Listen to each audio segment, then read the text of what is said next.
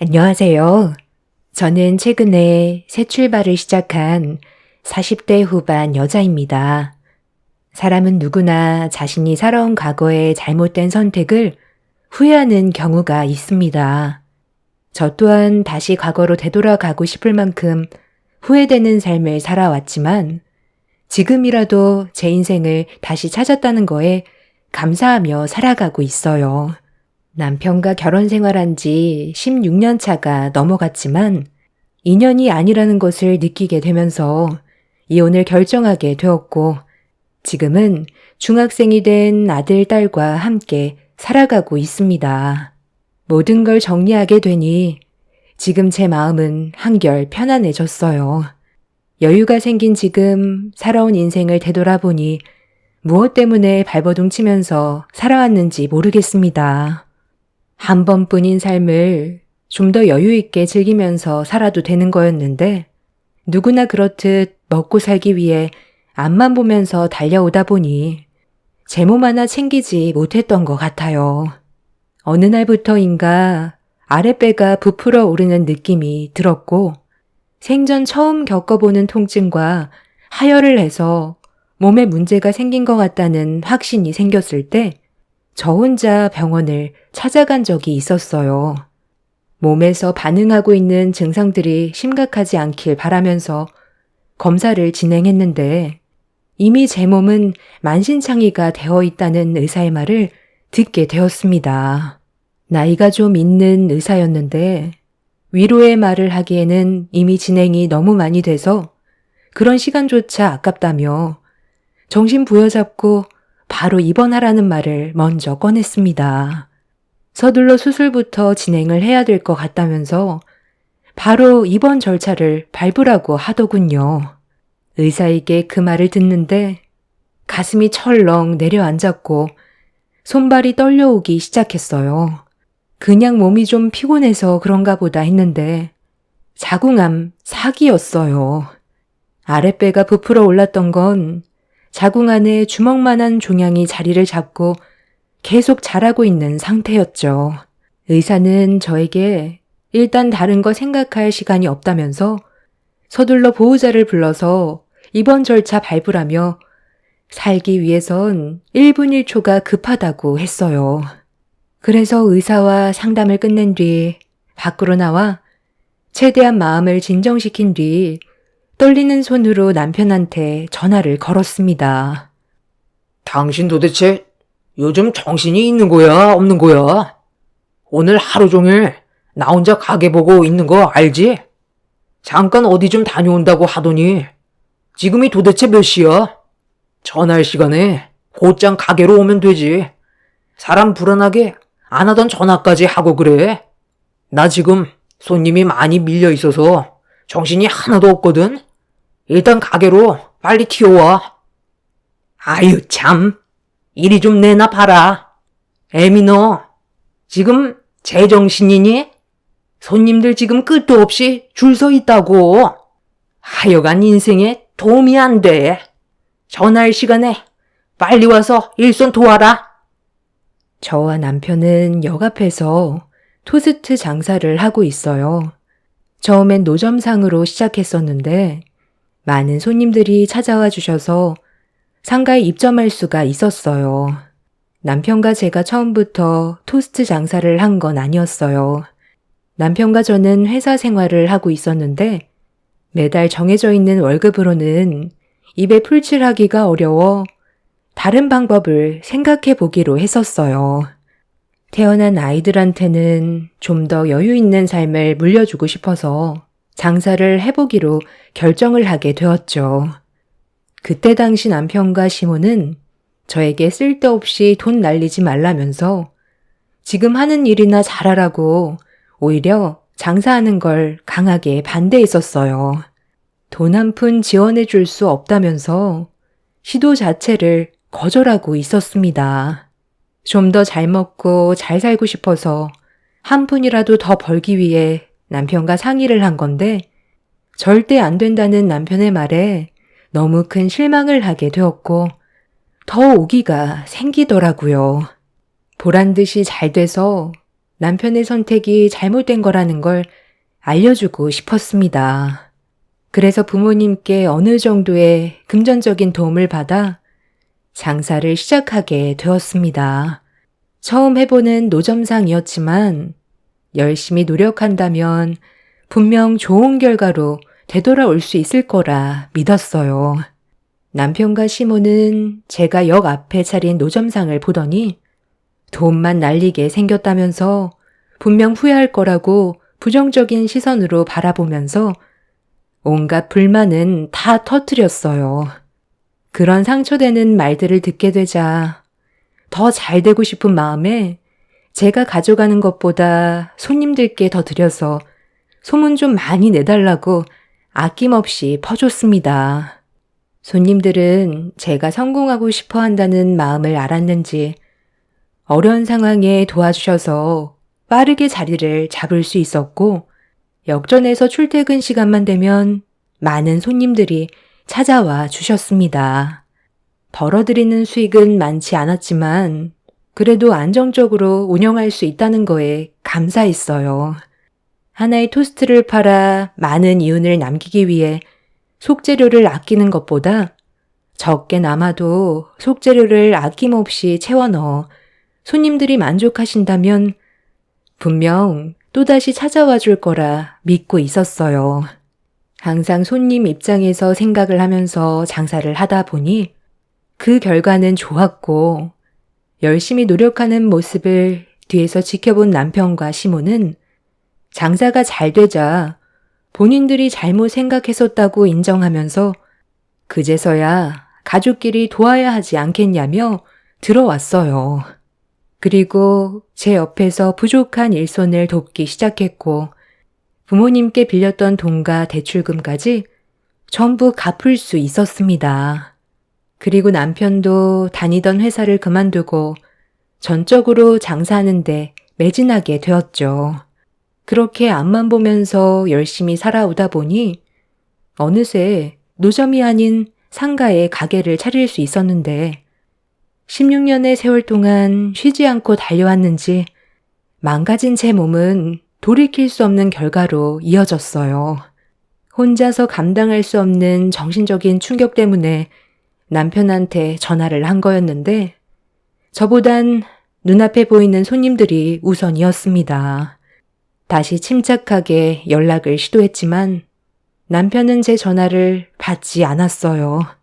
부모님이 이럴 때 제 곁에 있어줬다면 심적 안정을 찾을 수 있었을 텐데 5년 전에 아빠도 암으로 세상을 떠나셨고 엄마는 치매가 심해 요양원에서 보살핌을 받고 계시다 보니 의지할 곳이 없었습니다. 그렇게 한참 동안 그 자리에 서서 앞으로 어떻게 살아가야 할지 고민을 하고 있었는데 남편한테 다시 전화가 왔길래 통화 버튼을 누른 뒤 아무 말도 하지 않았어요. 도대체 어디서 뭘 하고 있길래 바빠 죽겠다는데도 아직까지 안 오고 뭐 하는 거야? 엄마랑 둘이서 얼마나 정신 없었는지 알아? 이 사람이 왜 안 하던 짓을 하고 그래? 여보세요? 당신 내 말 듣고 있어? 사람이 말이야. 말을 했으면 답을 줘야 할 거 아니야? 지금 어디야? 우리 엄마 화가 머리끝까지 올라가서 진정시키는데 얼마나 힘든 줄 알아? 이제야 내 말 들을 준비가 된 거야? 나한테 화부터 낼 게 아니라 걱정부터 해야 되는 게 우선 아니야? 평소와 다르다는 걸 느꼈으면 무슨 일이 생겼다는 건데 어떻게 당신 할 말만 하고 그냥 끊어버릴 수가 있어? 내가 오죽했으면 당신한테 전화했겠어? 여기 병원이야. 나 바로 입원해야 되니까 간단하게 짐 챙겨서 병원으로 와줘. 지금 자궁암 사기래. 서둘러 수술하지 않으면 더 큰 문제가 생길지도 모른다고 했어. 기다리고 있을 테니까 일단 서둘러 병원으로 와줘. 뭐라고? 자궁암? 에이, 당신이 무슨 암이야. 나보다 건강하잖아. 내가 봤을 때 오진 같은데? 그 의사 돌팔이 아니야? 당신이 암이면 나는 벌써 세상 떠났겠다. 아유, 진짜. 전화 좀 바꿔줘봐라. 예, 너 방금 내 아들한테 뭐라고 그랬니? 암이라고? 누가 널 보고 암이라고 그러지? 그 병은 어디야? 괜히 멀쩡한 사람 돈 뜯어내려고 수 쓰는 거 아니고? 누구보다 멀쩡한 네가 암이라고 하면 어느 사람이 믿어주겠어? 나한테 혼나고 싶지 않아서 괜히 이런 걸로 분위기 조성했다가 나중에 오진이었다고 둘러대려고 그러는 거지? 솔직히 말해봐라. 요 며칠 가게 문 닫고 쉬고 싶다고 했었는데 내가 반대해서 지금 이런 식으로 사람 고생시키는 거지? 어머님, 저 지금 말장난할 기분 아니에요. 못 믿겠으면 병원에 와보면 되잖아요. 지금 입원 절차 받고 바로 수술 들어가야 되니까 그이 좀 바꿔주세요. 제가 정색하면서 시모의 말을 받아치자 화를 내고 있는 제 목소리에 당황했는지 다시 남편을 바꿔줬어요. 참고 있던 감정을 터뜨리게 되자 그제서야 남편은 짐을 챙겨 병원으로 왔어요. 붉어진 얼굴로 남편을 노려보고 있는 눈빛에 뒤늦게서야 분위기 파악을 하던 남편은 사태의 심각성을 알게 되었고 저는 곧바로 수술 일정을 잡게 되었습니다. 병원에 입원을 하게 되자 아이들도 많이 놀랐는지 눈물을 흘리는데 그 모습이 너무 마음이 아팠어요. 그동안 잘 살아보겠다고 앞만 보며 달려오다 보니 뒤늦게서야 아이들이 눈에 들어왔어요. 아이들이 중학생이 되어버린 시간 동안 제대로 된 가족여행 한번 못 가보고 아이들과 함께 시간을 보내준 적이 많이 없어서 그동안의 미안함이 한꺼번에 몰려와 결국 눈물이 터져 나왔습니다. 그렇게 저는 며칠 뒤 수술을 하게 되었고 경과를 좀 더 지켜봐야 했어요. 그리고 이미 다른 곳에도 전이가 됐을 가능성이 높아 추가적으로 검사도 진행했는데 의사가 어느 정도 예상했던 대로 제 몸 다른 신체 부위에 암세포가 이미 전이가 되어 있었어요. 상당히 심각한 얼굴로 저를 바라보던 의사는 2차 수술을 준비해야 될 것 같다며 자궁암보다 더 심각한 곳에 암이 위치해 있었어요. 위에도 종양이 자라고 있어 몸이 어느 정도 회복이 됐을 때 곧바로 수술을 하기로 일정을 잡았습니다. 이래가지고 어떻게 버틸 수 있다는 거야? 괜히 돈만 날리는 거 아니니? 그동안 힘들게 벌어모은 돈 지금 전부 다 탕진하고 있잖아. 이래서 내가 암보험 하나 들어놓으라고 얘기했는데 내 말은 귀담아 듣지도 않더니만 결국 이를 이 지경까지 만들어 놓니? 이제 어떡할 거야? 앞으로의 계획은 있기라도 한 거야? 그 보험도 제가 겨우 들어놨던 거, 예전에 준호 아빠가 급전이 필요하다고 해지했던 거 잊으셨어요? 지나간 일 후회해서 뭐해요.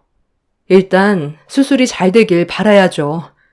저도 제 몸이 이렇게까지 망가져 있을 거라곤 전혀 모르고 있었어요. 그래도 자궁 안에 암이 생겨서 그나마 이 정도로 끝난 거라고 위에 난 종양만 성공적으로 제거한다면 급한 불은 끌 수 있을 거라고 했어요. 이번 수술만 잘 끝나서 태어나면 앞으로 좀 더 여유 있게 살아가려고요. 그동안 일만 한다고 애들과 시간도 못 보냈었는데 몸이 망가지면 아무 소용 없다는 거 이번에 뼈저리게 느꼈어요. 지금은 최대한 스트레스 안 받는 게 우선이래요.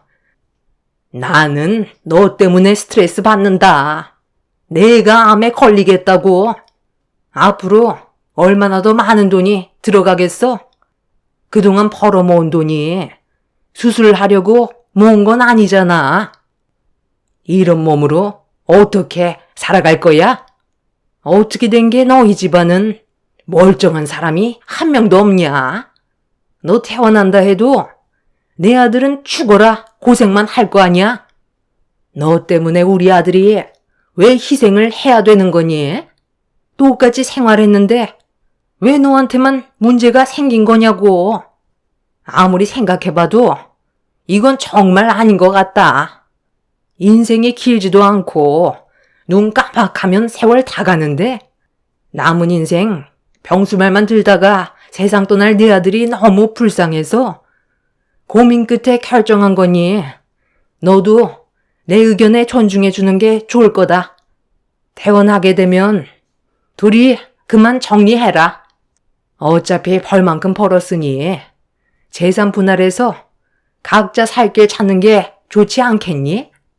너는 내 의견에 찬성하지? 그러니까 지금 이 사람과 이혼하라는 거예요? 제 몸이 이러니까 더 이상 쓸모없다고 판단한 거네요.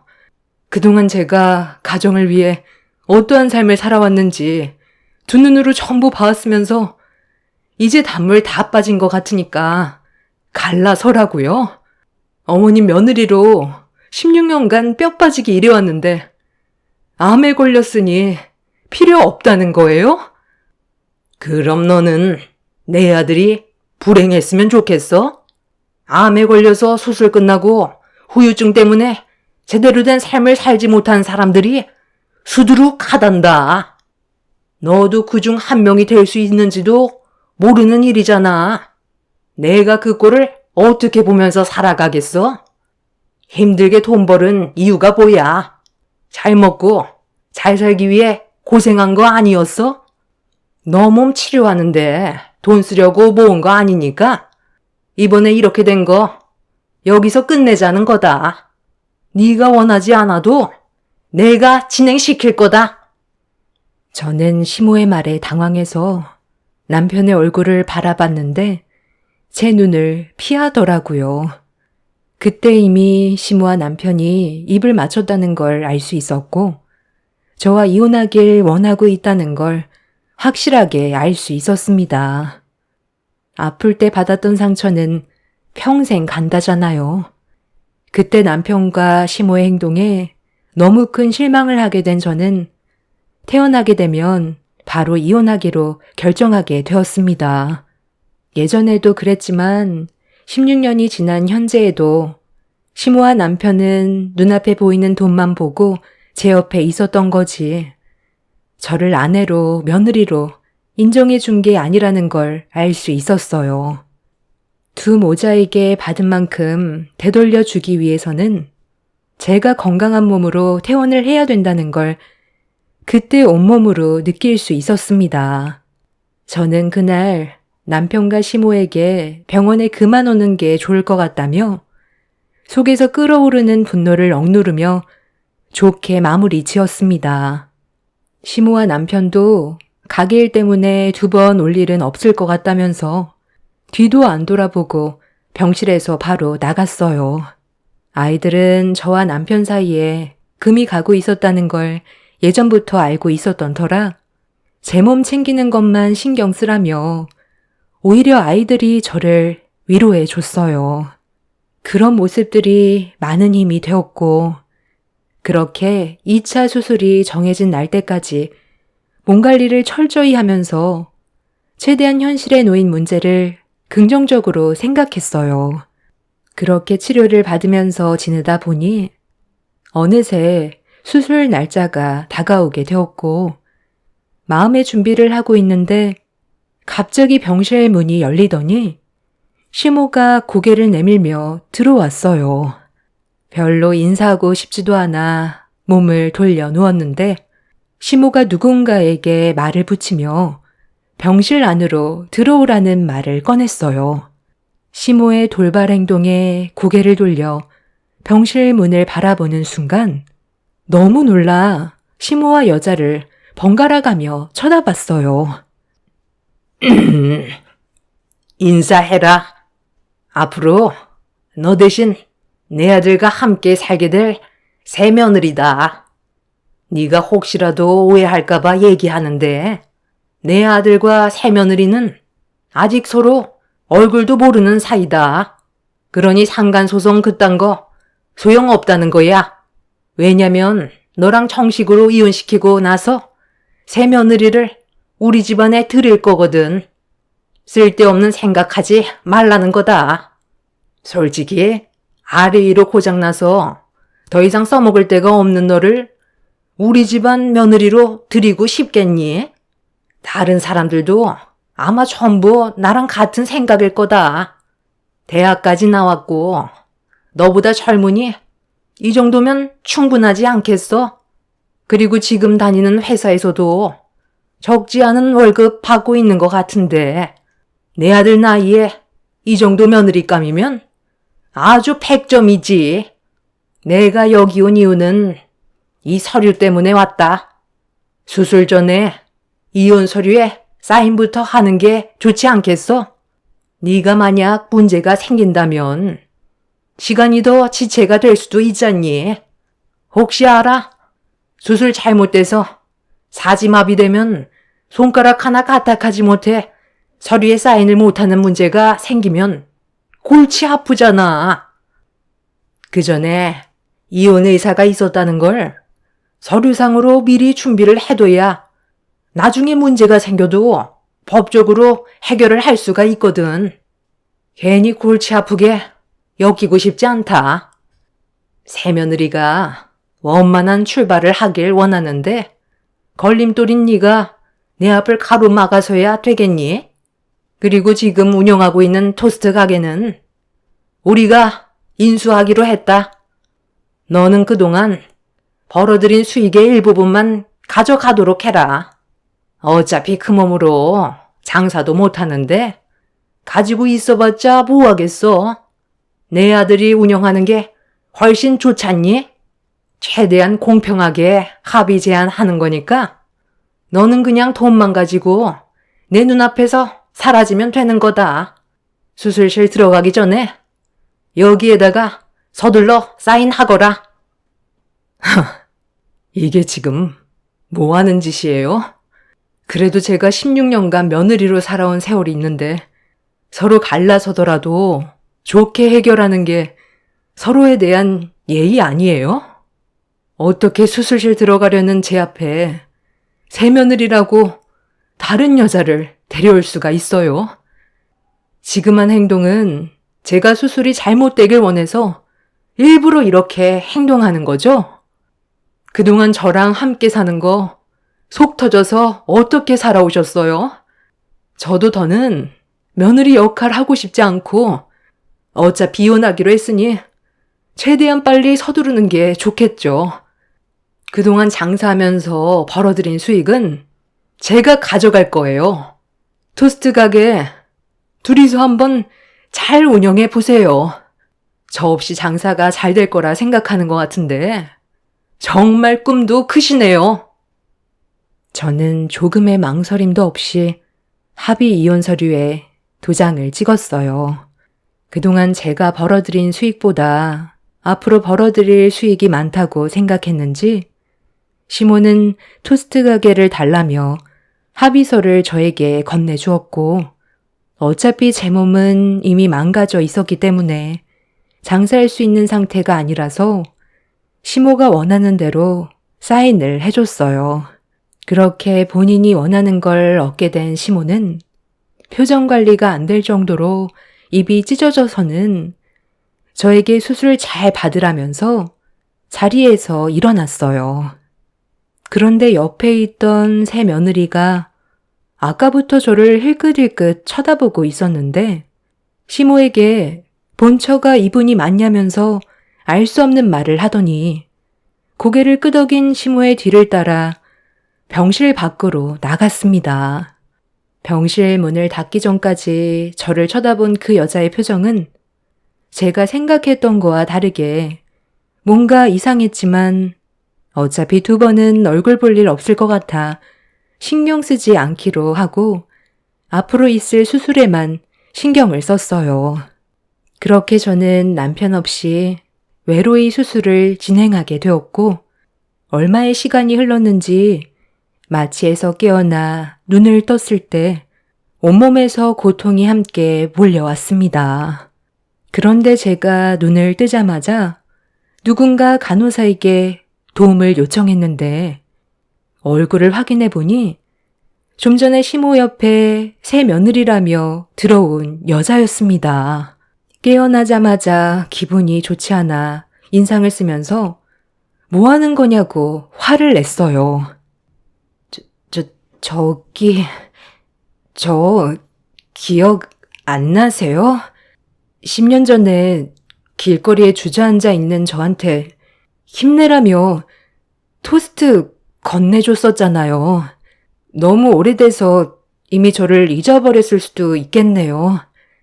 그때 언니가 저한테 베풀어준 그 작은 마음이 살아가는데 정말 많은 도움이 되었어요. 그날 저는 이 세상을 떠날 생각을 가지고 있었거든요. 그때 저에게 왜 주저앉아 있는지 물어보지도 않고 토스트만 건네줬을 때 제 주머니에는 500원밖에 없었어요. 그래서 그거라도 드리려 하니까 거절하셨고 저에게 음료수까지 건네줬잖아요. 언니가 베풀어준 작은 온정이 많은 도움이 되었고 저를 다시 일어나게 만들었어요. 그래서 사업의 실패에 빚만 가득했던 저와 남편은 다시 일어서기 위해 악착같이 살아갔고 열심히 노력한 끝에 좋은 결과를 얻을 수 있었어요. 그런데 잠깐의 행복도 아주 잠시였어요.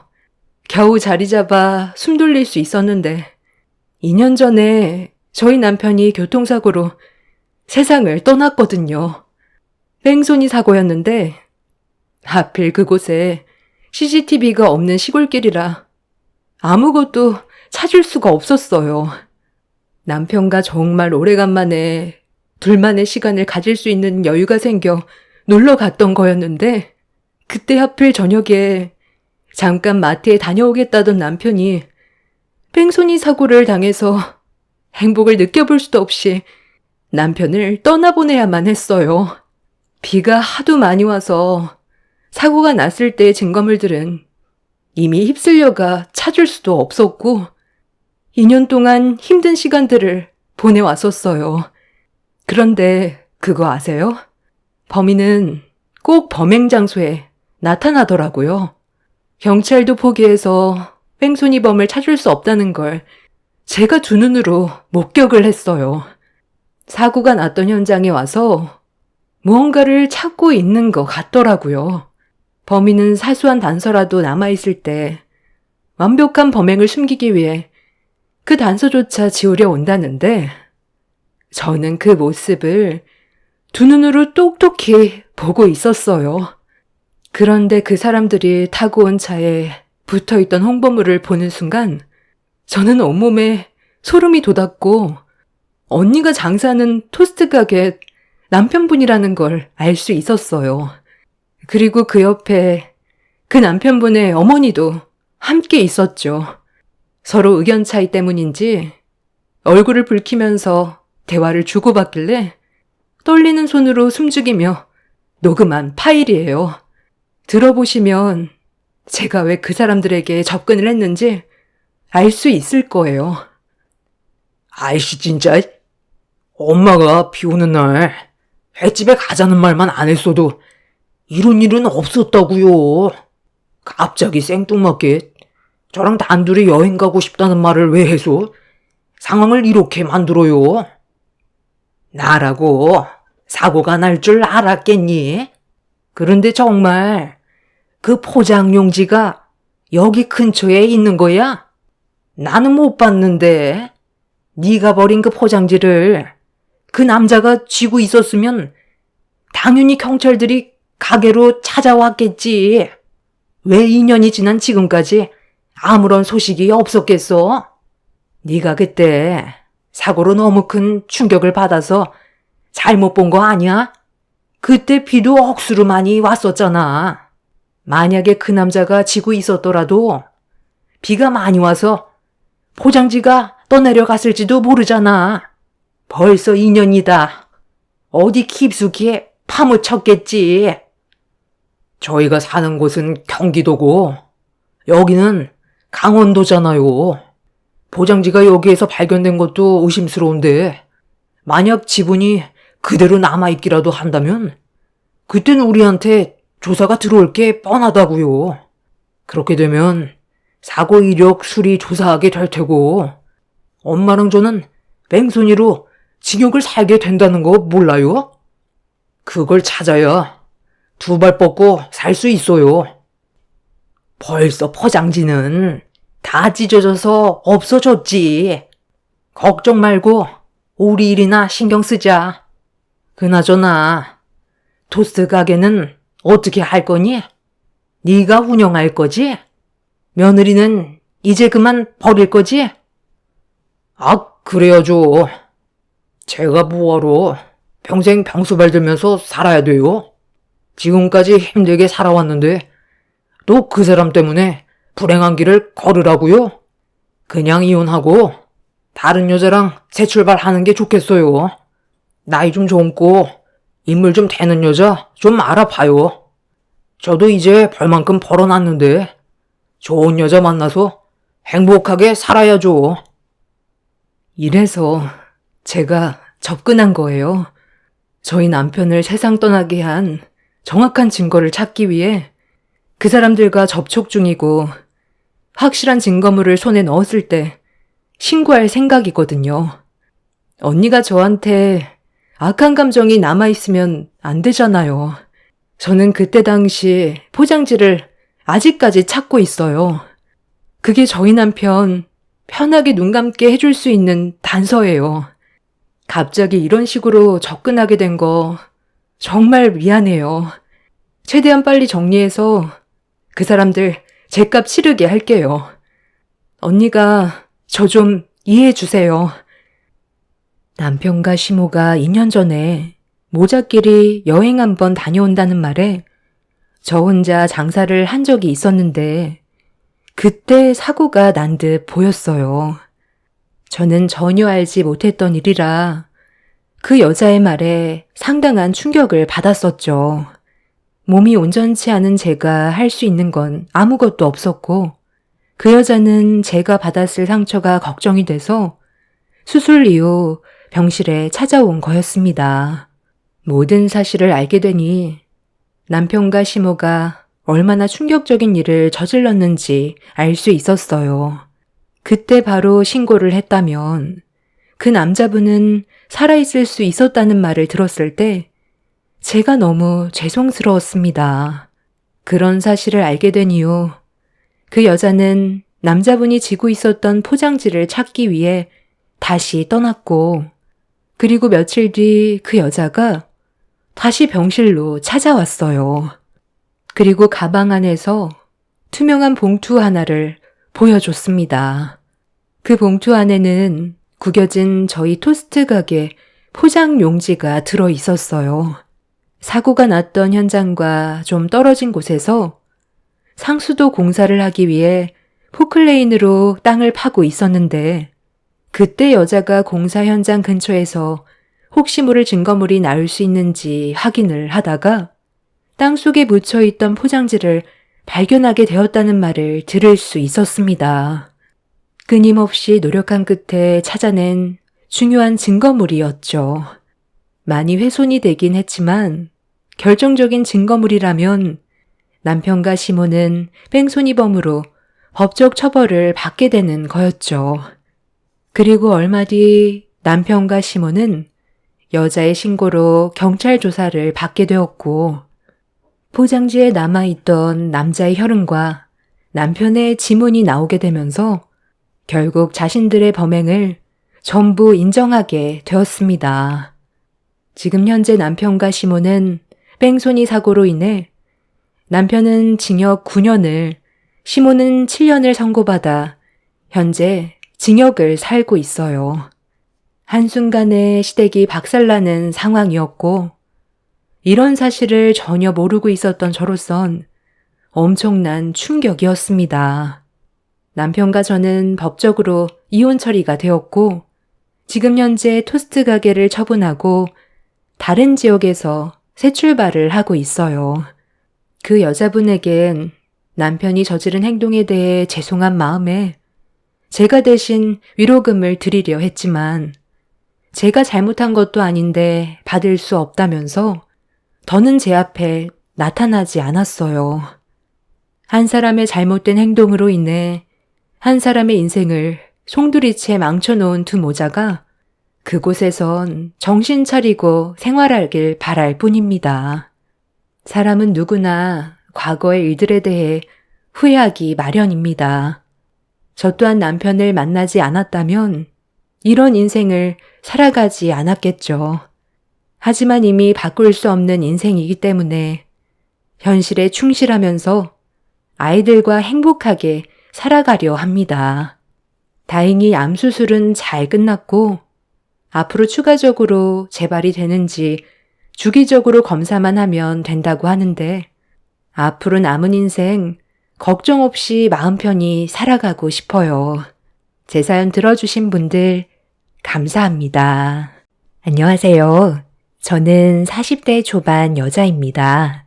사람이 살다 보면 예상하지 못한 상황들을 겪게 된다지만 이건 좀 너무 심한 것 같아 사연을 신청하게 되었습니다. 남편과 결혼 생활한 지 8년 정도 지났을 때 건강에 문제가 생겨서 검사를 받은 적이 있었는데 젊은 나이라 큰 문제는 아닐 줄 알았던 제 생각과는 다르게 담당 의사가 남편의 몸 상태를 진단한 결과는 충격적이었어요. 신장이 좋지 않다며 급성 사구체 신염으로 최후에는 결국 이식을 해야 한다는 말을 듣게 되었습니다. 몸의 변화는 일이 고돼 피곤해서 그런 줄 알았어요. 지속적으로 옆구리 통증이 있다곤 했지만 엄청 힘들 정도로 심각하진 않다길래 그냥 넘어간 적이 몇 번 있었습니다. 그런데 본인이 생각해도 뭔가 좋지 않은 느낌을 받아서인지 검사 좀 받아보고 싶다는 말에 병원을 같이 가게 된 거였는데 갑자기 급성 신염이라는 말을 들었을 땐 뭔가에 쿵 하고 맞은 것 같았어요. 서로가 너무 바쁘고 체력적으로도 많이 힘들다 보니 그냥 넘어갔던 것들이 남편의 몸을 망가뜨리고 있었다는 걸 알게 되었을 땐 후회가 밀려오더라고요. 급성이라는 게 얼마나 무서운지 그때 깨닫게 되었습니다. 남편은 하루가 다르게 몸 상태가 많이 안 좋아져서 결국 병원 입원을 결정해야만 했는데 이런 상황들을 시댁에서 알게 되자 집안에선 난리가 났었어요. 남편이 급성 신염에 걸리게 된 이유가 전부 저 때문이라며 병실에 누워있는 모습을 본 시모는 저에게 막말을 퍼부었어요. 그런 말을 듣고 있던 저는 너무 어이가 없어서 시모의 말을 되받아쳤어요. 이게 왜 제 탓이에요? 자기 몸 하나 제대로 관리하지 못한 저 사람 탓 아니에요? 저는 몇 번이나 병원에서 검사 받아보라고 했었는데 말을 듣지 않은 게 누군데요? 지금 너무 어이가 없어서 말도 안 나와요. 그럼 어머님은 그동안 이 사람 신경이라도 쓴 적 있어요? 돈 필요할 때만 전화하지 평소에 어떻게 지냈는지 어디 아픈 곳은 없는지 한마디라도 물어본 적 없었잖아요. 아쉬울 때만 전화해서 용돈 떨어졌으니까 돈 달라는 말이나 하고 어머님이 저희 한 푼이라도 도움 주셨어요? 이 사람 병원에 입원해 있으니까 용돈 떨어질까봐 그게 걱정인 건 아니고요. 일이 이렇게 됐으니 어쩌겠어요. 생활비는 서방님한테 받아야죠. 그동안 서방님은 동생이라는 이유로 지금까지 단 한 번도 생활비 지원을 해준 적 없었잖아요. 그러니 지금처럼 안 좋은 상황에선 당연히 가족끼리 도와야 하지 않겠어요? 돈줄 끊겼다 생각하는 것보단 앞으로 어떻게 이 일을 처리해야 될지 그것부터 고민하는 게 좋을 것 같네요. 형이 몸 관리를 못해서 생긴 일인데 왜 제가 생활비를 지원해 줘야 되는 건데요? 이번에 새 집으로 이사 가서 금전적으로 쪼들리는 거 형수님도 잘 알잖아요. 그래 맞다. 막내는 이번에 큰돈 나갔잖아. 대출도 상당히 많이 받았는데 생활비를 어떻게 줄 수 있겠니? 내 아들이 저렇게 됐으니 당연히 네가 책임을 져야지. 너희 집안이 잘만 살았어도 내 아들이 고생했겠어? 아무리 힘들게 돈 벌면 뭐해? 네가 벌어들이는 수익이 적으니까 한 달 사는 것도 빠듯한 거잖아. 어머님이 저 사람한테 생활비만 적게 가져갔어도 몸 상태가 저렇게까지 되지는 않았겠죠. 얼굴만 보면 하는 얘기가 뭐예요? 들어오는 돈이 적어서 생활이 안 된다며 불만을 털어놓는데 제 속이 어떻겠어요. 저희 가족 때문에 이 사람이 고생하는 것보다 어머님 불만 들어주려고 고생하는 부분이 더 크다고요. 낳아줬다는 이유 하나만으로 끝까지 빼먹으려는 그런 보상 심리 때문에 이 사람 몸에 한계가 찾아온 거고 버티지 못해 결국 급성 신장염에 와서 회복이 안 되고 있는데 아직까지 돈 타령이에요? 이 사람 잘못되면 제가 가만히 있을 것 같아요. 제일 불쌍한 건 남겨질 애들이라고요. 쓸데없는 말씀하실 거면 당장 나가주세요. 저는 화가 머리끝까지 올라와 그동안 참고 살면서 생겼던 불만들을 전부 쏟아내 버렸어요. 시모아 시동생은 얼굴이 붉어져서는 제 말을 받아치면서 병실이 떠나갈 정도로 분노를 표출하고 있었습니다. 시부는 그만하라고 중재를 했지만 이미 서로가 상처되는 말을 주고받아서 그런지 시부의 말은 귀에 들어오지 않았어요. 이런 와중에 옆에서 가만히 듣고 있던 동서가 자기도 할 말이 있다면서 제 앞으로 다가왔습니다. 평소 조용했던 동서였기에 갑자기 제 앞으로 다가온 동서의 행동에 당황스러워 빤히 쳐다보고 있는데 저를 보며 뱉은 한마디는 너무 큰 충격을 가져다 주었어요. 제가 아까부터 형님이 하는 말을 왜 듣고만 있었는지 알아요? 본인만 생각하는 너무 이기적인 모습을 보게 돼서 실망스러워 말조차 섞고 싶지 않았어요. 저희 집안 사정 누구보다 형님이 더 잘 알고 있지 않나요? 이번에 새로 이사 간 곳 대출만 80%까지 끌어올려 받았어요. 이 사람과 제가 발버둥 치면서 벌어모은 돈 고작 20%밖에 안 됐었다고요. 이건 형님도 잘 알고 있잖아요. 그런데 어머님한테 생활비를 줘야 된다는 말이 지금 나와요? 정말 그걸 바라는 거예요? 우리 부부가 이래서 벌어들이는 돈 합친 것보다 형님 혼자 벌어들이는 돈이 훨씬 많으면서 아주버님 입원했다고 저희한테 어머님 생활비를 지원하라고요? 제가 항상 형님 보면서 느끼는 게 뭔 줄 알아요? 돈을 너무 밝힌다는 거예요. 가진 것도 많은 사람들이 꼭 보면 돈에 더 환장한다니까요. 안 그래요, 어머님? 그래, 맞다, 맞아. 얘네 둘이서 버는 돈보다 훨씬 많이 벌면서 자기가 버는 돈 그거 조금도 나눠주고 싶지 않으니까 너희들한테 떠밀어 버리려는 거 나도 다 안다. 어쩜 사람이 저러니? 내가 평생 후회하는 건 너를 우리 집안 며느리로 받아들인 거야. 가족들 앞에서 돈 타령하는 네가 아주 꼴보기 싫어 죽겠다. 제가 지금 많이 번다고 생각하세요? 다들 뭔가 단단히 착각하고 있는 것 같은데 현재 운영하고 있는 쇼핑몰 사업이 경쟁률이 워낙 치열해서 제가 가지고 가는 순수익은 많이 없어요. 두 사람보다 많이 번다고 생각하겠지만 그건 매출이지 순수익은 아니거든요. 제가 실질적으로 가지고 가는 돈은 서방님 월급보다 적다고요. 저 혼자 일하는 것도 아니고 직원들까지 있다 보니 당연히 제가 가지고 가는 돈은 적어질 수밖에 없는 건데 왜 그런 생각을 가지고 있었는지 모르겠네. 그래서 지금까지 얼굴만 마주보면 아무 말도 하지 않고 인상 쓰고 있었던 이유가 돈을 많이 벌고 있는 것 같은데 대출 받을 때나 금전적으로 도와달라고 요청했을 때 거절해서 그게 동서 마음을 불편하게 했었나 봐. 그렇다고 전반적인 생활에 대해 내가 전부 다 설명할 수는 없잖아. 아, 그만 떠들고 이제 그만 안정해야 되니까 이제 그만 나가요. 쇼핑몰 사업을 운영하고는 있지만 요즘 너무 경쟁률이 치열하다 보니 벌어들이는 수익이 그리 많지는 않았어요.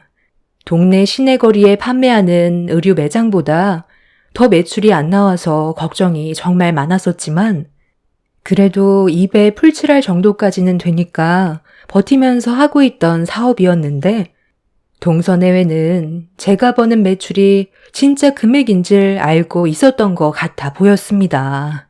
사업을 해본 적이 없으니 당연히 매출과 순수익에 대해 착각할 수 있기 때문에 대화해봤자 제 입만 아파서 개념 없는 동서내외를 밖으로 내쫓아 버렸습니다. 뒤이어 시부를 밖으로 내보낸 뒤 시무와 얼굴을 마주했는데 자기 몸에 털끝 하나 건들지 말라면서 밖으로 나갔습니다. 이 모든 상황들을 지켜본 남편은 시댁 식구들이 전부 집으로 돌아간 뒤에야 괴로움의 눈물을 쏟아내고 있었어요. 사태가 얼마나 심각한지 가족들은 전혀 인지하지 못하고 있었습니다. 하루가 다르게 변해가고 있는 남편은 이미 본인의 몸 상태가 회복되기 힘들다는 걸 받아들이고 있었는지 마지막 순간을 준비하려 했어요.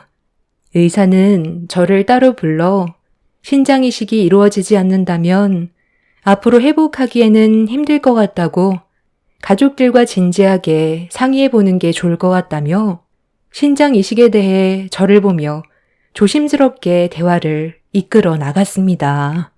저와 시댁 식구들이 한바탕 하고 난 이후 병원엔 단 한 번도 찾아오지 않았던 시댁 식구들의 얼굴을 보려고 시댁에 들렸어요. 현관문 앞에서 들려오는 웃고 떠드는 목소리를 밖에서 들었는데 정말 기분이 안 좋더라고요. 저희 남편 얘기를 떠나서 시모의 자식이고 시동생의 형인데도 현관문 밖에까지 들리는 웃음소리에 너무 큰 실망을 하게 되었습니다. 마음 같아선 그냥 돌아가고 싶었지만 앞으로 남편의 건강 문제에 대해 대화를 주고받으려 현관문을 두드렸어요. 제 목소리가 들리자 좀 전까지만 해도 웃고 떠들던 목소리는 언제 그랬냐는 듯 조용해졌고 계속해서 문을 두드리고 초인종까지 눌렀는데 밖으로 나온 사람은 아무도 없었습니다.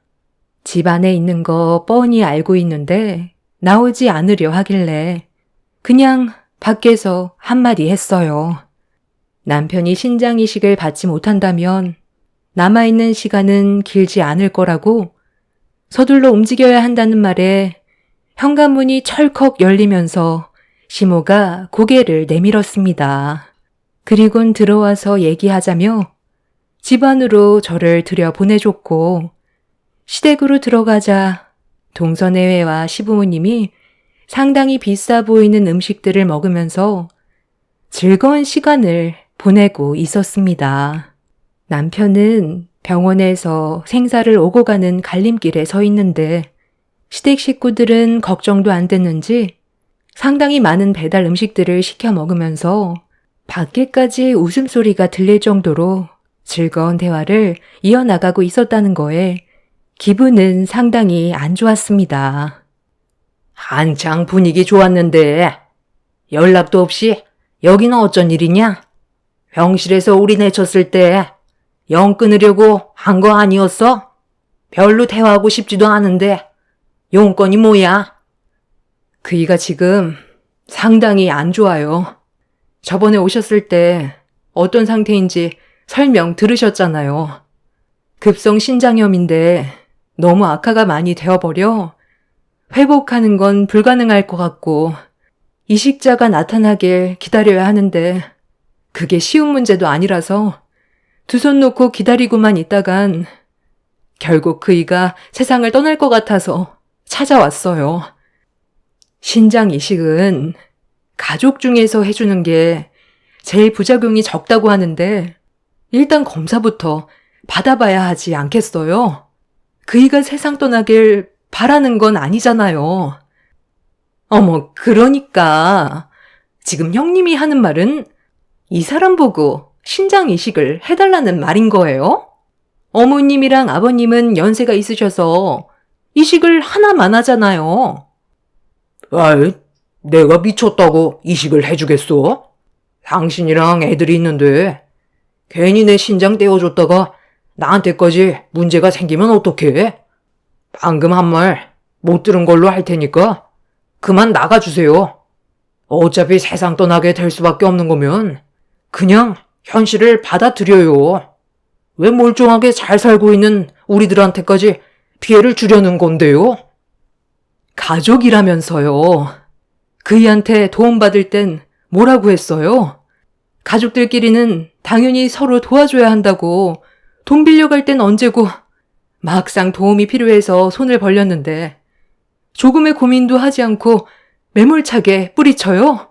정말 너무들 하네요. 그이가 이런 말을 들었다면 얼마나 마음 아파하겠어요? 정말 도와줄 생각 조금도 없는 거예요? 그이가 그냥 세상 떠나길 바라는 거냐고요.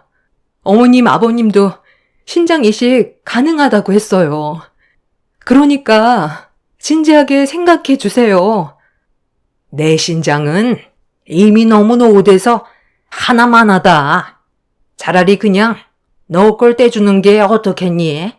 가족 걸 해야 부작용이 많이 없다곤 하지만 너한테 달려있는 거 떼어줘도 그게 상관없다는 말이잖아. 그럼 그냥 네가 신장 이식 해줘라. 그게 제일 좋지 않겠어? 내 아들을 진심으로 사랑해서 결혼했으면 그 정도는 아무것도 아니잖아. 그러니까요. 본인 걸 떼어주면 되는 거지. 왜 남의 가정까지 무너뜨리려 하는지 몰라요. 어머님, 저희 먼저 돌아갈게요. 기분 잡쳐서 음식 넘어가지도 않겠어요. 이식도 마음에서 우러나야 하는 거지. 형이 나한테 뭘 얼마나 잘해줬다고 내 신체의 일부를 떼어달라고 해? 집 살 때 돈 좀 빌려달라고 하니까 쥐꼬리만큼 쥐어주고 내 인생에 실질적인 도움을 준 적은 단 한 번도 없었으면서 신장은 받고 싶대요? 있는 거 다 퍼줬어도 해줄까 말까인데 제가 미쳤어요? 이래서 주는 사람 마음 모른다고. 받는 사람 입장에선 서방님한테 줬던 그 돈이 얼마나 힘들게 벌어모은 돈인지 모르나 본데요. 그 돈 잘 시간 줄여가면서 대리운전으로 벌었던 돈들이었어요. 우리도 좀 더 넓은 집으로 이사를 가야 하는 상황인데도 그이는 서방님이 동생이라는 이유 하나로 몇 년간 힘들게 모았던 돈을 고민도 하지 않고 지어준 거라고요. 그 돈조차 없어서 빌렸으면 감사하게 생각을 해야지. 지금 빌려준 돈이 적었다고 불만을 터뜨리는 거예요? 그럼 그냥 전부 다 되돌려 받는 게 좋겠네요. 감사한 줄 모르는데 도와줄 필요 전혀 없죠. 당연하게 생각하는 당신들 때문에 그이가 제일 많은 피해를 봤다고. 여기서 불만 터트려봤자 해결되는 거 하나 없다. 집안 분위기 망치지 말고 그만 돌아가라. 그리고 이런 문제로 찾아올 거면 다시는 문도 두드리지 마. 시모는 저를 강하게 밀치면서 밖으로 내쫓았어요. 부모란 사람들이 자기 아들이 세상을 떠날 정도로 몸 상태가 안 좋다는데도 눈 하나 깜빡하지 않고 동선회에만 챙기고 있었습니다. 시댁 식구들에게 너무 큰 실망을 하게 된 저는 두 번 다시는 얼굴조차 보고 싶지 않아 아무 연락도 하지 않았습니다. 병실에 누워있는 남편의 건강을 하루빨리 되찾기 위해서는 신장 이식자를 더는 기다릴 수가 없었기 때문에 제가 이식하겠다고 결정을 지었습니다. 부모님은 제가 남편한테 신장 하나를 떼어준다고 하자 경악을 하면서 완강하게 거부를 하셨어요. 만에 하나 잘못되기라도 했다가 돌이킬 수 없는 결과로 이어지게 될까봐 부모님은 걱정을 하셨습니다. 하지만 앞으로 남편과 함께할 시간이 아직 많이 남아있고 아이들도 남편이 하루빨리 회복되길 간절히 바라고 있어서 더는 지체할 수가 없었습니다. 그렇게 단호하게 신장 이식을 결정한 뒤 병원에서 여러 가지 검사를 받고 나서 모든 준비가 끝이 났을 때 마지막으로 남편과 수술 잘 끝내서 다시 만나자는 말을 끝으로 저희 부부는 동시에 수술실로 들어가게 되었습니다. 상당히 떨리는 순간이었지만 어느 순간부터 기억이 나지 않았어요. 얼마의 시간이 지났는지 마취에 깨서 눈을 뜨게 됐는데 수술실이 아닌 병실로 옮겨져 있는 상태였습니다. 몽롱한 상태라 속이 울렁거렸고 천천히 고개를 돌려 상황 파악을 하고 있던 그 순간 갑자기 제 얼굴을 향해 알 수 없는 물건으로 사정없이 내려쳤어요.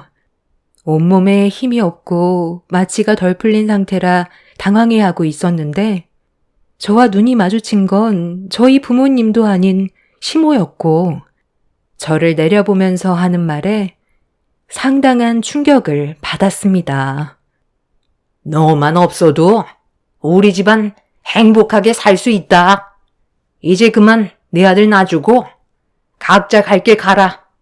신장 그거 하나 떼줬다고 해서 달라지는 거 아무것도 없으니까 내 아들 발목 잡지 말고 여기에다가 사인해라. 저번에 네가 우리 집에서 한바탕 하고 돌아갔을 때 가족들과 진지하게 대화를 나눴었거든. 그런데 하나같이 결론이 뭐였는지 알아? 너를 우리 집안 식구로 받아들이지 않겠다는 의견으로 모두 만장일치 결정을 내렸었다. 너 하나가 우리들을 얼마나 힘들게 하는지 알아? 회복하는 대로 내 아들과 이혼해라. 나는 순종적인 며느리를 원하지. 너처럼 기세고 성격 고약한 그런 며느리 원했던 거 아니다. 내 말 무슨 뜻인지 알아들어? 시모는 이혼장으로 제 얼굴을 향해 수차례 휘두르면서 자기 아들 발목 잡지 말라고 한바탕 난리를 쳤어요. 저는 마취가 덜 풀려 시모가 무슨 말을 하는지 전부 다 정확하게 듣지 못했지만 얼굴을 향해 서류를 휘두른 시모를 절대 용서하고 싶지 않았어요. 환자에게 저지른 행동은 명백히 법적 처벌을 받게 될 행동들이었습니다. 지금 뭐 하시는 겁니까? 당장 환자분에게서 떨어지세요. 지금 수술실에 기계 문제로 시작도 하지 못했는데 환자가 잘못되기라도 하면 책임지실 거예요? 네? 아니 그럼 수술은 아예 시도조차 하지 않았다는 거예요? 마취만 하고 아무것도 진행이 된 건 없는 거냐고요? 아니 근데 선생님, 그런데 왜 이렇게 오래 걸린 거예요? 기계를 고쳐보려고 했는데 그게 생각보다 쉬운 문제가 아니더라고요. 마취는 시간이 정해져 있기 때문에 그 전에 수술이 끝나야 되는데 수술이 마무리되기 전에 환자가 깨어난다면 더 큰 사고로 이어질 수 있거든요. 그 전에 추가적인 마취를 한다 해도 그건 또한 환자의 몸에는 엄청난 부담으로 올 수 있으니 수술실에 있는 기계를 정상적으로 수리를 본 뒤에 다시 수술하기로 결정을 하게 되었습니다. 그런데 마취에서 덜 풀린 환자한테 이게 뭐 하는 짓입니까? 시모의 얼굴은 사색이 되었고 천천히 고개를 돌려 저를 바라봤어요. 제가 남편한테 신장 이식을 끝내면 저를 내칠 생각을 가지고 있었다는 거에 너무 큰 충격으로 다가와 분노가 가라앉지 않았어요. 손가락 하나 까딱하기 힘든 저에게 이혼 서류로 얼굴을 내려쳤다는 건 절대로 용서받을 상황은 아니었습니다. 그리고 뒤이어 저희 부모님과 아이들이 병실로 들어왔는데 시모와 마주친 부모님은 당황한 얼굴로 분위기를 살피기 시작했고 제 옆을 지키고 있던 담당 의사가 저희 부모님께 시모가 한 행동에 대해 전부 설명해주고 있었습니다. 엄마는 의사의 말을 듣고 있던 도중 화를 억누르지 못하고 시모의 머리채를 잡아 사정없이 앞뒤로 흔들어 버렸어요. 시모는 엄마의 돌발 행동에 많이 놀랐는지 비명을 지르면서 손에 들고 있던 서류를 떨어뜨렸어요. 아빠는 서류를 주워들더니 그 안에 있던 내용물을 확인하자마자 어이가 없다는 듯 한숨을 쉬면서 시모에게 화를 냈습니다. 신장 이식이 끝난 줄 알고 이혼 서류를 내밀었다는 거에 아빠도 분노를 하셨습니다. 제 딸이 사이한테 신장 이식 해주겠다는 거 뜯어 말렸습니다. 애지중지 키운 내 딸이 혹시라도 잘못될까봐 걱정이 돼서 거절을 했어요. 그런데도 제 딸은 자기와 평생 함께해야 될 남편이라고 신장 이식을 해주겠다는데 제가 어떻게 그걸 막을 수 있겠어요? 서로 진심으로 사랑하지 않는다면 분명 제 딸은 신장 이식을 고민했을 테지만 그런 모습은 조금도 찾아볼 수가 없었어요.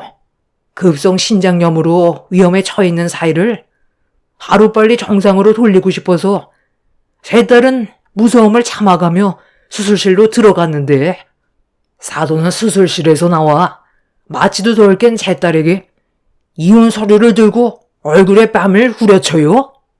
이게 인간이 할 짓이야?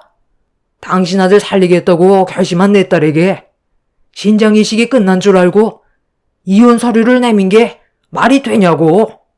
나는 오늘 사돈이 보인 행동에 대해 절대 용서해 줄 마음 없으니까 법정에서 보도록 합시다. 이제 와서 지금 뭐 하시는 겁니까? 이거 놓으세요. 이런다고 바뀌는 거 절대 없습니다. 저는 절대 이식 허락하지 않을 겁니다. 아유, 사돈어른, 죄송합니다. 제가 잠깐 정신이 나갔었나 봐요. 며느리가 얼마 전에 저희 집에 찾아왔었는데 그때 안 좋은 감정을 주고받아서 화가 좀 났었습니다. 시모는 뒤늦게 무릎 꿇고 용서를 구했지만 저희 부모님은 이미 너무 큰 상처를 받았던 터라 이 상황을 절대 좋게 넘어갈 생각은 없었습니다. 그런데 갑자기 밖에서 오열하는 목소리가 병실 안에까지 들려왔어요. 마취에서 거의 회복이 된 저는 몸을 천천히 일으켰는데 밖이 소란스러워지자 병실 밖을 살핀 엄마는 얼굴이 노랗게 돼선 떨리는 목소리로 입을 열었습니다. 동서가 밖에서 오열을 하고 있었고 시동생이 수술실로 급하게 들어가는 모습을 보게 된 거였죠. 이 말에 시모는 병실 문을 박차고 수술실로 급하게 달려갔어요. 시모가 동서에게 어떻게 된 거냐고 물어보는 목소리는 병실에까지 들려왔고 저는 부모님의 부축을 받아 동서가 있는 곳으로 향했습니다. 동서는 눈물을 쏟아내면서 어떻게 된 상황인지 설명을 해줬어요. 말을 제대로 이어나가지 못하는 동서의 말을 듣던 시모는 결국 실신을 하게 되었습니다. 동서와 시동생이 영화를 보러 가기 위해 횡단보도 앞에서 신호를 대기하고 있다가 신호등이 바뀌면서 동서네가 횡단보도를 건너는 순간 우측에서 오는 차량이 동서네를 못 보고 그대로 돌진하게 되면서 부딪히게 되는 충격적인 사고가 생기게 된 거였어요. 시동생이 뒤늦게 돌진하는 차량을 발견하면서 동서를 밀쳤지만 시동생은 피하지 못하고 그대로 차량에 부딪히게 되었고 그 사고로 머리를 크게 다쳐 수술실로 들어가게 된 거였습니다. 하루아침에 생과 사의 갈림길에 서 있는 시동생이 수술실에서 나오길 모두가 한참 동안 기다리고 있었는데 오랜 수술 끝에 나온 의사는 결국 시동생이 하루를 넘길 수 없을 것 같다면서 고개를 저었고 그 말을 듣게 된 동서와 시모는 땅을 치며 오열을 했어요. 시모는 두 아들을 잃게 되는 상황을 맞닥뜨리게 된 거였습니다. 뒤늦게 병원으로 달려온 시부도 충격을 많이 받았는지 괴로워하면서 시모와 진지한 대화를 이어나갔어요. 시동생은 어차피 가망이 없으면 시동생의 신장을 남편한테 이식을 시켜주는 게 어떻겠냐는 말을 꺼내게 되었죠. 시모는 어떻게 그럴 수 있냐고 절대 안 된다면서 괴로워했지만 옆에서 시부의 말을 듣고 있던 의사는 하루를 넘기긴 힘들 거라며 시동생의 숨이 끊어짐과 동시에 신장 이식을 진행하는 게 남편한테도 좋을 거라고 옳은 선택을 하길 원했어요. 시부는 둘 다 세상 떠나면 좋겠냐고 소리를 질렀고 어쩔 수 없는 선택을 해야 되는 시모는 아무 말도 하지 못한 채 오열을 하고 있었습니다. 결국 시부의 말대로 시동생의 신장은 남편이 받게 되었고 이런 현실을 받아들이기 힘들었던 동서도 괴로움에 눈물을 쏟아내었습니다. 그렇게 시동생은 의사의 말대로 오래 버티지 못하고 세상을 떠나게 되었고 시동생의 신장은 남편한테 옮겨지게 되었어요. 수술은 성공적으로 끝나면서 회복 속도도 좋아 큰 부작용 없이 자리를 잡았어요. 현재 통원 치료 받으면서 몸을 회복시키고 있습니다. 저희 부모님은 시모가 겪은 아픔 충분히 인지하고는 있지만 저에게 했던 행동에 대해서는 또 다른 일이기 때문에 법적으로 소송을 제기한 상태입니다. 시부도 시모가 저에게 했던 잘못에 대해 충분히 사과를 했었고 동서도 저에게 막말했던 부분에 대해 용서를 구했어요. 한 사람이 세상을 떠나고 한 사람은 다시 이 세상을 살게 되었습니다. 저도 최대한 좋게 넘어가는 게 좋을 것 같아 시모와 저와의 관계를 심각하게 만들지 않고 최대한 좋게 넘어갈 생각입니다.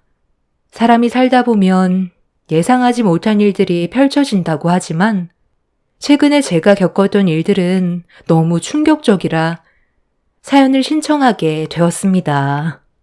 지금 현재 시모는 시동생이 떠난 충격에 조용히 지내고 계시긴 하지만 또다시 본성이 드러날 때가 올 거라는 거 저는 알고 있어요. 그래서 남편의 건강이 완전히 회복이 되는 대로 다른 지역으로 이사 가서 조용히 살아갈 생각입니다.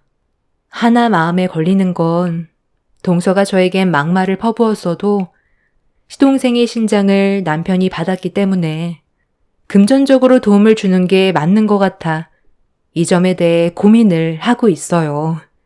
혼자서 아이들을 키우는데 많은 어려움이 있을 거라고 생각합니다. 저희 남편도 그렇게 하길 원하고 있어요. 최대한 좋게 마무리 짓는 게 서로를 위한 길이겠죠. 제 사연을 들어주신 분들의 가족은 언제나 서로를 위하고 화목하게 지냈으면 좋겠어요. 왜 가족인지 그걸 항상 먼저 생각하시길 바랍니다. 감사합니다. 안녕하세요.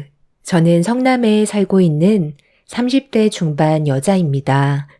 얼마 전에 사랑하는 사람과 결혼을 약속했었고 양가 집안 상견례 후 식장까지 잡았었어요. 그런데 전혀 예상하지 못했던 일들이 갑작스럽게 닥쳐오면서 모든 계획에 차질이 생기게 되면서 무난하게 식을 올리게 될 줄 알았던 제 생각과 다르게 전혀 다른 방향으로 진행이 되어 버렸습니다. 문제가 시작된 건 예비신랑과 카페에서 결혼식 관련해 대화를 나누며 한창 바쁘게 준비를 하고 있었는데 예비신랑의 핸드폰에 전화가 왔어요. 그런데 저장되어 있지 않은 핸드폰 번호를 보더니 안색이 안 좋아졌고 굳어진 표정에서 좋지 않은 분위기를 감지하게 되었죠. 전화를 받지 않길래 누구냐고 물어봤는데 예비 신랑은 친엄마의 번호라면서 받지 않았습니다. 그동안 예비 신랑과 만나오면서 친모에 대해 어느 정도 듣긴 했었는데 좋은 사람은 아니었어요. 집안을 말아먹을 정도로 심각하게 만들었었고 이 문제로 예비 시부와 이혼까지 하게 되는 심각한 상황까지 이어졌다는 걸 들을 수 있었습니다. 그래서 친모만 빼고 상견례를 진행했었는데 결혼 소식을 어떻게 알게 된 건지 시도 때도 없이 예비 신랑한테 연락을 시도했었어요. 전화를 받지 않으면 번호까지 바꿔서 정신적으로 상당히 지치게 만들었습니다. 무슨 이유 때문에 전화를 하는 건지 드러나 보자고 쉬지 않고 연락하는 친모의 행동에 불편해진 저는 전화를 받아서 확실하게 의사표현을 하라고 했어요. 예비 신랑도 친모 때문에 짜증이 많이 올라왔는지 전화를 받자마자 화를 냈습니다. 아, 그만 연락하라고 했잖아요. 엄마 때문에 우리 집안이 무너지게 됐는데 왜 계속 전화를 하는 거예요? 목소리조차 듣고 싶지 않아요. 내가 너를 어떻게 키웠는데 정말 너무한 거 아니니? 너희 아빠는 그렇다 쳐도 너는 나한테 그러면 안 되는 거지. 엄마, 요즘에 너무 힘들다. 돈 좀 붙여줄 수 있어? 저한테 전화한 이유가 또 돈 때문이었어요? 그렇게 빨아가 놓고 아직도 모자란 거예요? 사지 멀쩡한데 이래서 벌어먹고 살면 되는 거잖아요. 너희 아빠가 벌어오는 돈만 쓸 줄 알았지. 내가 언제 일을 해본 적이 있는 줄 아니? 그렇잖아도 얼마 전에 식당 설거지 일이 나왔길래 설거지 정도야 집에서도 하던 거니까 나쁘지 않을 것 같아서 잠깐 해봤다가 1시간도 안 돼서 바로 뛰쳐나왔다. 어찌나 양이 많던지 쉴 수 있는 시간도 없더라고. 그리고 이 나이 먹고 내가 일을 한다는 자체가 말이 안 되잖니. 앞으로 그런 일은 절대 없을 거니까 너희 아빠한테 얘기 좀 잘해서 다시 합치자고 설득 좀 해줘 봐라. 곧 결혼식 올린다면서 엄마 빼놓고 상견례까지 했다던데 너희 아빠한테 그 말 듣자마자 너한테 너무 서운했었다. 아무리 잘못을 했어도 결혼 문제인데 엄마가 빠져서야 되겠어? 그 상견례는 무효니까 나중에 다시 일정을 잡는 게 좋을 것 같구나. 그래도 너 결혼하는데 엄마가 자리에 없으면 얼마나 마음이 아프겠니? 결혼식 망칠 일이 있어요? 엄마가 나타나지 않는 게 저를 도와주는 거예요. 그러니까 더 이상 전화번호 바꾸면서 계속 연락 좀 하지 마세요. 예비 신랑은 전화를 끊자마자 많이 힘들었는지 상당히 괴로워하고 있었어요. 친모라는 사람은 심각할 정도로 문제가 많았어요. 예비 시부와 이혼을 하게 된 이유는 꽤 오래전에 한 여자가 동네로 이사를 오게 된 적이 있었는데 이쁘장하게 생겨서 동네 사람들에게 주목을 받았던 적이 있었나 봐요. 거기에 더해 부침성까지 좋아선 순식간에 많은 사람들과 친해졌었고 시모도 그 안에 포함되어 있었습니다. 동네 사람들끼리 친해지면 좋은 거라 생각한 예비 시부는 별 생각 없이 뒤에서 묵묵히 지켜보고 있었는데 이사를 왔던 한 여자가 온 동네를 풍비박산나게 만들 거라곤 상상조차 하지 못했었고 뒤늦게야 그 여자의 정체를 알게 됐을 땐 이미 상황을 정리하기에는 늦어버린 상태였어요. 의문의 여자는 동네 사람들과 어느 정도 친분이 쌓였을 때 어디론가 데리고 갔었는데 그곳은 충격적이게도 노름하는 곳이었어요. 그곳에 방문했던 연령대의 사람들은 대부분 주부이거나 할 거 없이 시간만 때우는 노인들이었죠. 그러다 보니 새로운 광경을 보게 됐을 때 시각적으로 꽤 자극을 받았는지 너나 할 것 없이 한 자리씩 꿰차고 노름을 하기 시작했습니다. 시모도 그런 광경을 처음 겪게 돼서 그런지 신선한 충격으로 다가왔었고 눈앞에 쌓여있는 돈 뭉치에 이미 이성을 잃어버린 상태였습니다. 그곳이 절대로 빠져나올 수 없는 늪이라는 걸 알면서도 한 번 발을 들인 이상 돌이킬 수 없는 결과를 가져오게 된 거였죠. 의문의 여자가 동네로 이사 왔을 땐 이미 모든 걸 철저하게 계획하고 움직이고 있었다는 걸 아무도 눈치채지 못했던 사람들은 그 노름방에서 첫날에 돈을 잃은 사람은 단 한 명도 없었고 모두들 상당히 많은 금액의 돈을 쥐고 집으로 돌아갔었습니다.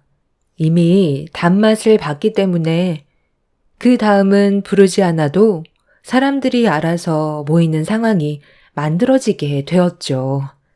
첫날 느꼈던 그때의 희열을 잊지 못했던 많은 사람들은 둘째 날에 돈을 잃었는데도 다음 날에는 다시 돈을 딸 수 있다는 희망을 가지고 쉬지 않고 계속 도전을 하게 되었고 그런 일들이 반복이 되면서 주머니 사정이 어려워지자 한 번에 많은 돈을 투자해 본전이라도 찾겠다는 심정으로 무리한 대출까지 받으면서 절대로 해선 안 될 행동들을 하게 되었습니다. 그 결과 동네 사람들 대부분이 무리한 대출과 함께 집을 담보로 돈을 빌리는 악순환이 그동안 쌓아왔던 모든 걸 잃게 만들었어요.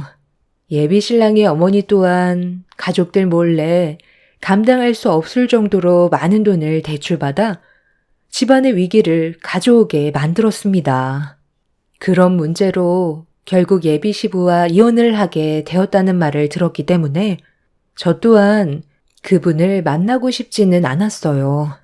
하지만 그건 제 생각이었을 뿐 예비 신랑 어머니를 피해갈 수는 없었습니다.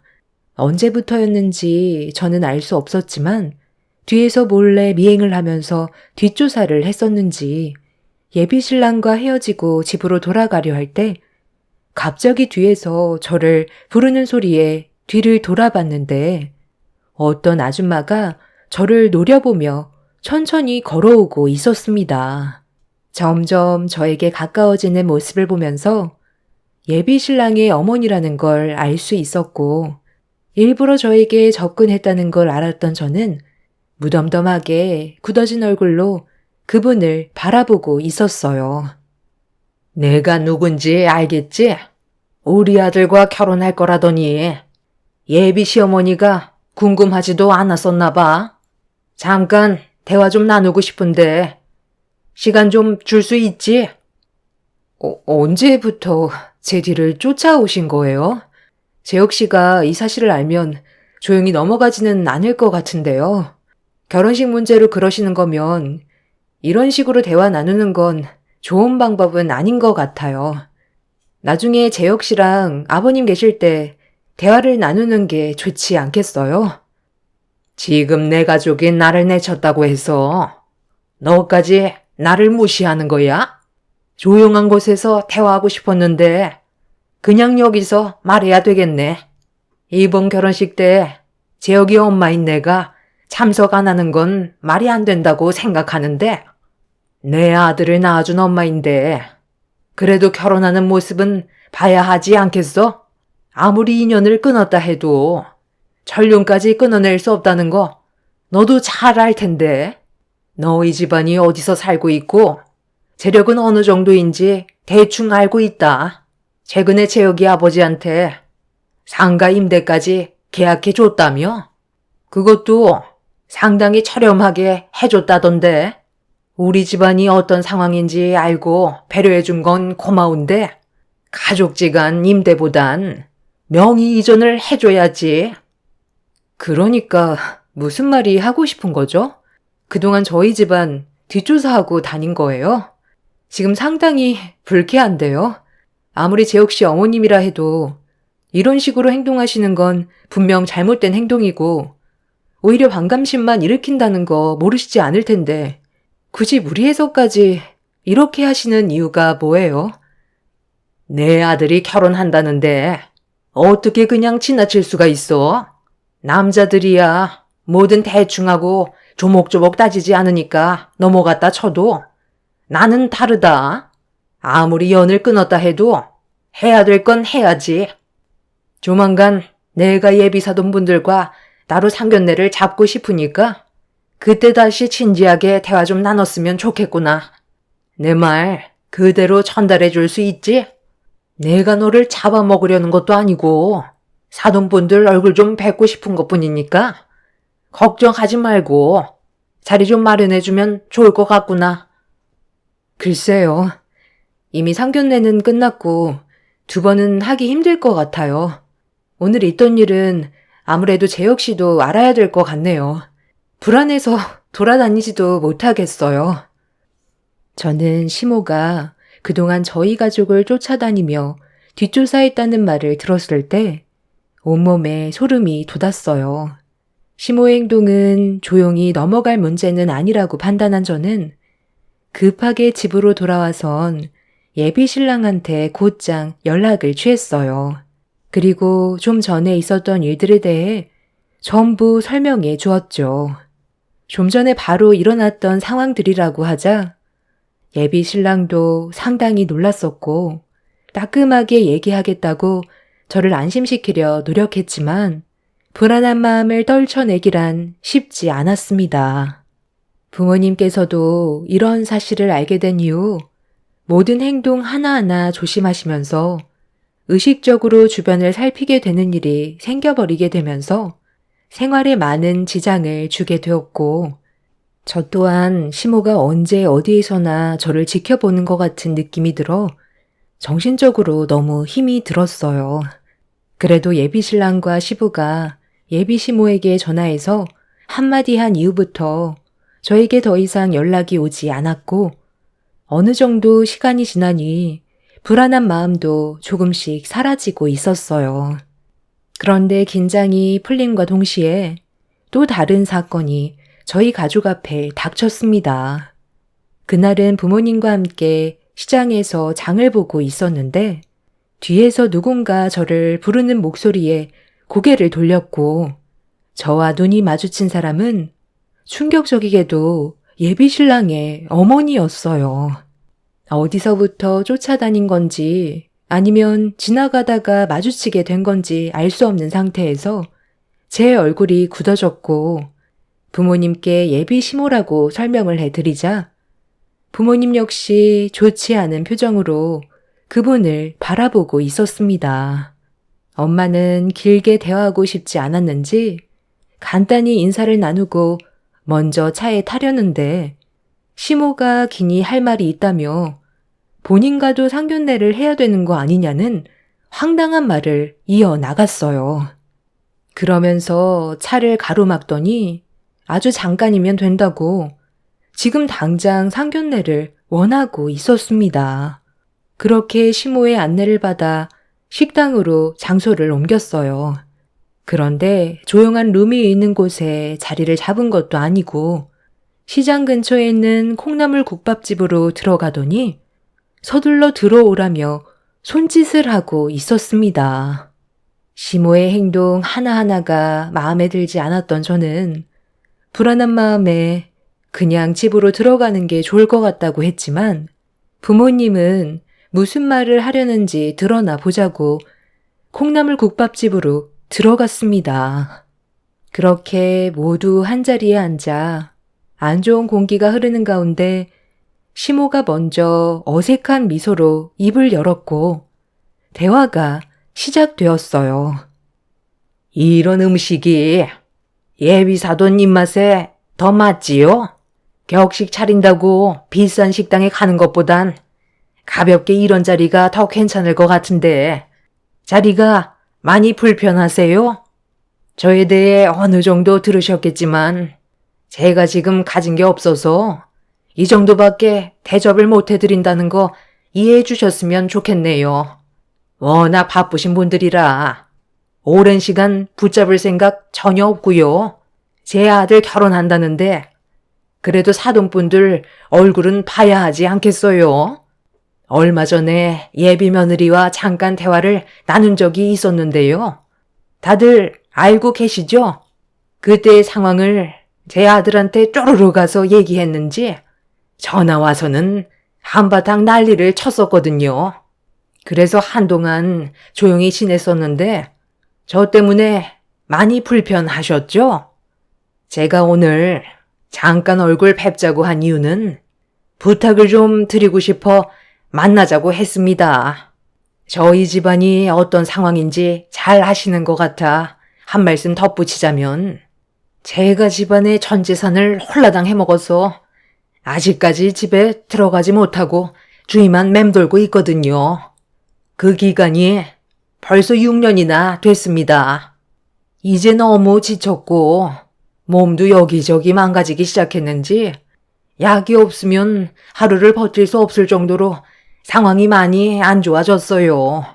마음 같아선 예전으로 다시 돌아가고 싶은데 시간을 되돌릴 수는 없잖아요.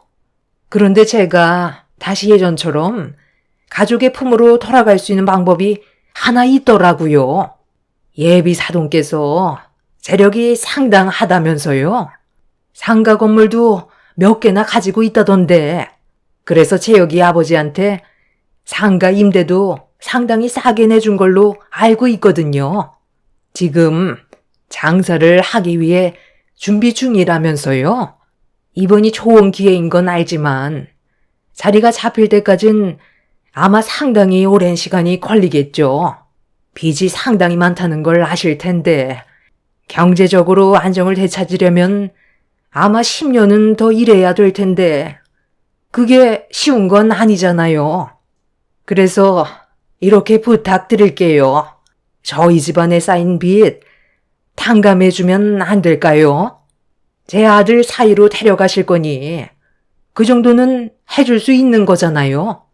빚 갚는데 아무리 발버둥을 쳐도 원금을 탕감하기에는 너무 힘들더라고요. 제 아들을 봐서라도 눈 딱 감고 10억 한꺼번에 탕감해 주시면 앞으로 새며느리를 딸처럼 받들면서 지낼게요. 그래도 제가 재혁이 엄마인데 결혼식은 참석해야 되지 않겠어요? 떳떳하게 나타나고 싶지만 아마 세상 떠날 때까지 그럴 일은 만들어지지 않을 것 같아 이렇게 부탁드립니다.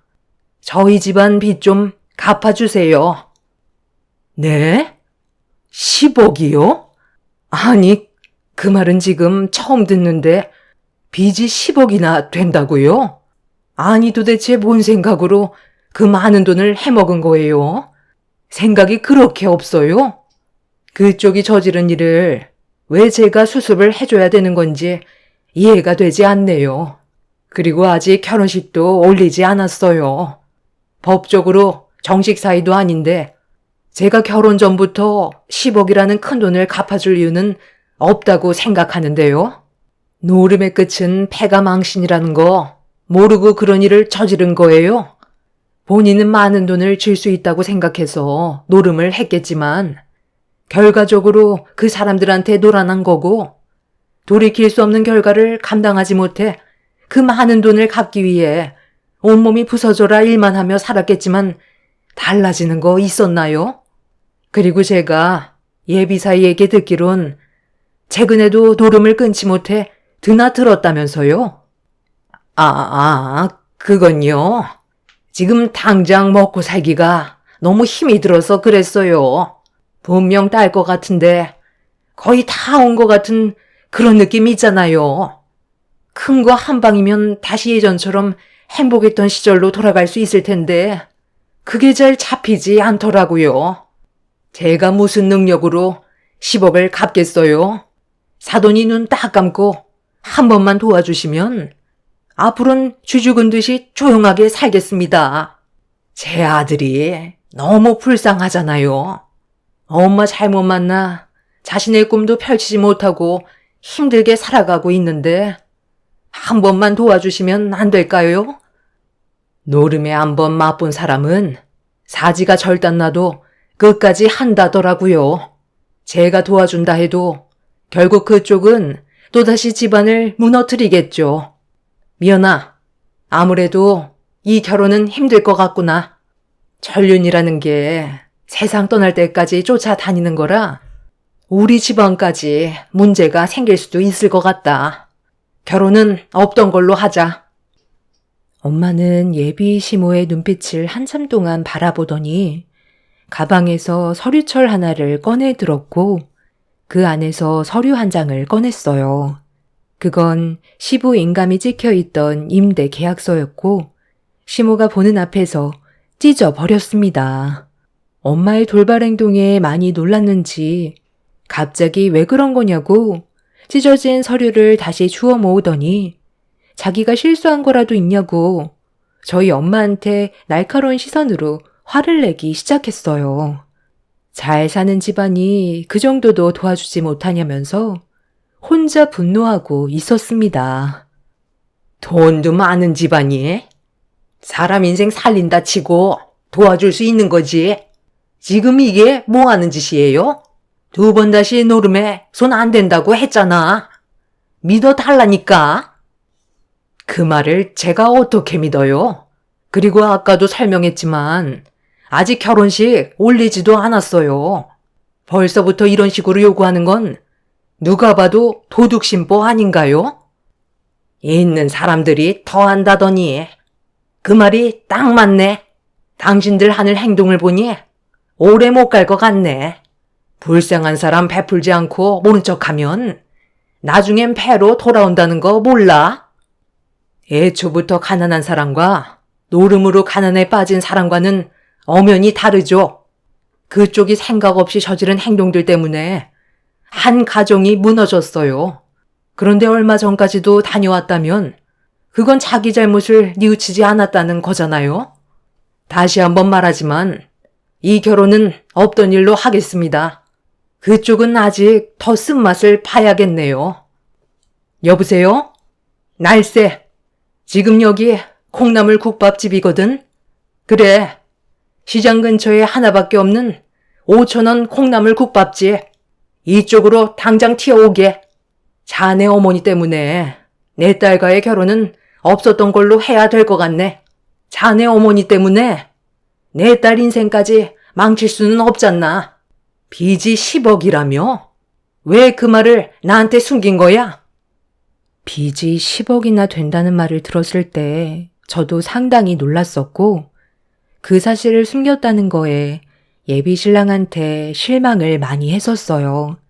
저희한테까지 피해가 올 수도 있는 문제를 숨기고 있었다는 건 분명 잘못된 행동이었죠.